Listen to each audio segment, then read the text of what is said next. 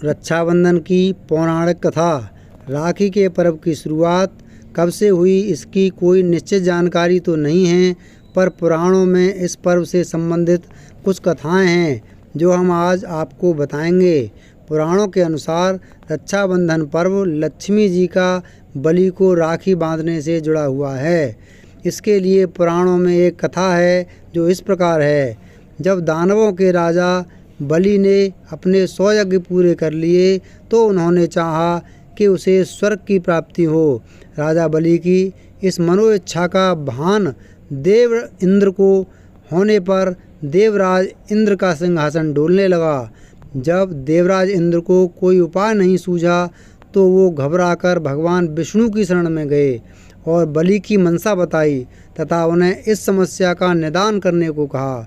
देवराज इंद्र की बात सुनकर भगवान विष्णु 52 अवतार ले ब्राह्मण वेश धरकर राजा बलि के यहाँ भिक्षा मांगने पहुँच गए, क्योंकि राजा बलि अपने दिए गए वचन को हर हाल में पूरा करते थे।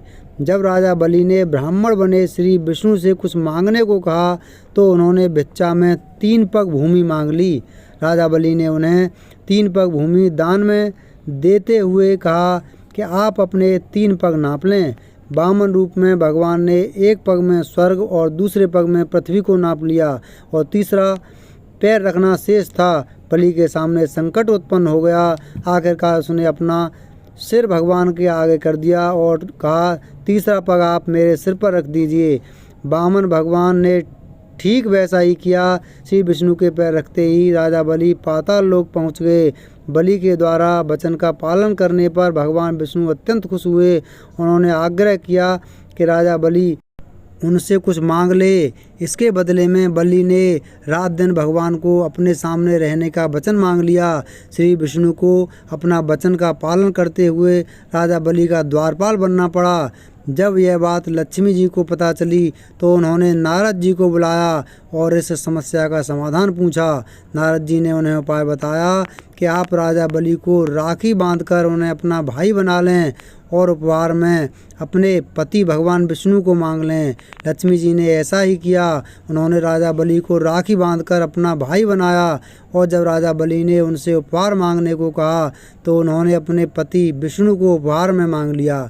जिस दिन लक्ष्मी जी ने राजा बलि को राखी बांधी उस दिन श्रावण पूर्णिमा थी। कहते हैं कि उस दिन से ही राखी का त्यौहार मनाया जाने लगा। रक्षाबंधन से जुड़ी सबसे प्राचीन कथा देवराज इंद्र से संबंधित है, जिसका कि भविष्य पुराण में उल्लेख है। इसके अनुसार एक बार देवताओं और दानवों में कई दिनों तक भयंकर युद्ध हुआ, जिससे कि देवताओं की हार होने लगी।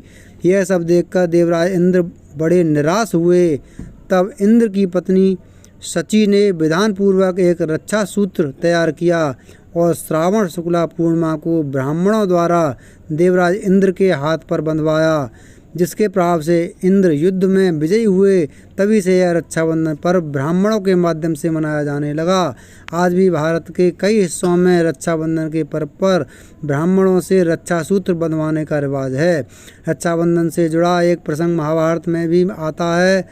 महाभारत में कृष्ण ने शिशुपाल का वध अपने चक्र से किया था। शिशुपाल का सिर काटने के बाद जब चक्र वापस कृष्ण के पास आया तो उस समय कृष्ण की उंगली कट गई। भगवान कृष्ण की उंगली से रक्त बहने लगा। यह देखकर द्रौपदी ने अपनी साड़ी का किनारा फाड़कर कृष्ण की उंगली में बांधा था, जिसको लेकर कृष्ण ने उसकी रक्षा करने का वचन दिया था। इसी ऋण को चुकाने के लिए दुशासन द्वारा चीरहरण करते समय कृष्ण ने द्रौपदी की लाज रखी। तब से रक्षाबंधन का पर्व मनाने का चलन आ रहा है। मध्यकालीन युग में राजपूत व मुस्लिमों के बीच संघर्ष चल रहा था। रानी कर्णावती चित्तौड़ की राजा की विधवा थीं।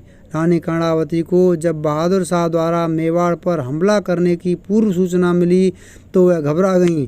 रानी कर्णावती बहादुर शाह से युद्ध कर पाने में असमर्थ थीं। अपनी प्रजा की सुरक्षा का कोई रास्ता न निकलता देख रानी ने हुमायूं को राखी भेजी। हुमायूं ने राखी की लाज रखी और मेवाड़ पहुंचकर बहादुर शाह के विरुद्ध मेवाड़ की ओर से लड़ते हुए कर्णावती और उसके राज्य की रक्षा की। दरअसल हुमायूं उस समय बंगाल पर चढ़ाई करने जा रहा था, लेकिन रानी के और मेवाड़ की रक्षा के लिए अपने अभियान को बीच में ही छोड़ दिया।